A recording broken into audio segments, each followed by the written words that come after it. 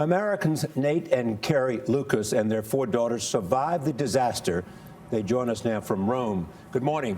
Good morning. I know this must be an incredible and awful memory, but take us to the moment that you realized something was wrong. Well, we didn't hear a lot of the noise that many of the other passengers had heard. Many people were up eating dinner. We turned in early that night. We had a long day of travel, and so we had an early dinner, went to bed, didn't hear a lot. However, something did wake me up. I got out of bed and noticed that some of the items in our bathroom had shifted to the floor. Nate got out of bed and noticed that the boat was not quite even, and was concerned. We went and woke the girls up who were in the cabin next door to us and told them to get some things together, that we might be heading out on deck to see what was happening. The staff had been reporting that everything was under control. There was an electricity issue, generator problems, but we were concerned with the tipping of the ship, and so we decided to head out and try to find where we needed to be. Mr. Lucas, what was the worst moment for you?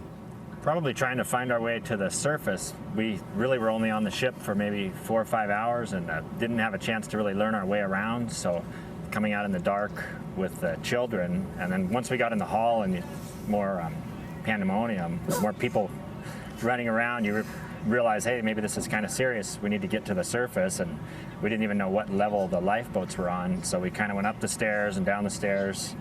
And I think Carrie finally noticed cold air blowing in from some doorway, so we made our way out to the deck there. And then there were a lot of people out there. But yeah, being in the corridors in the dark you felt really vulnerable. This is the worst place you'd want to be, disoriented in the dark, and a boat that's starting to tip. Carrie, walk us through. There have been reports that people weren't exactly chivalrous, to say the least. When everybody did get up on deck, there was more pandemonium up there. As you're trying to find the lifeboats and get in, walk us through what that was like for you. Okay, yeah, there were a few hysterical people, and on the inside, I was one of them. We calmly tried to get in line. There were some crew members that were, telling us, 5 people in a line, 5 people in a line, and trying to be organized. That didn't last very long. People were pushing and shoving, and of course everyone wanted to be first. Were you always together?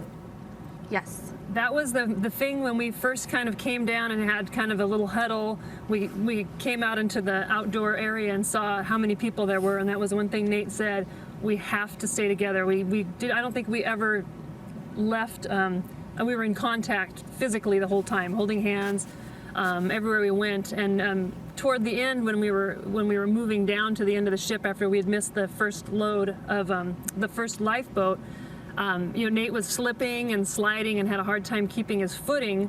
But the biggest fear we had was losing one of the kids, or one of us not getting off the ship. I can't even imagine how awful that would have been. Nate, Carrie, Molly, Hannah, Isabel, and Lucy, thank you all for joining us this morning. Really appreciate you taking some time for us. Good luck to you. Thank you. Thank you.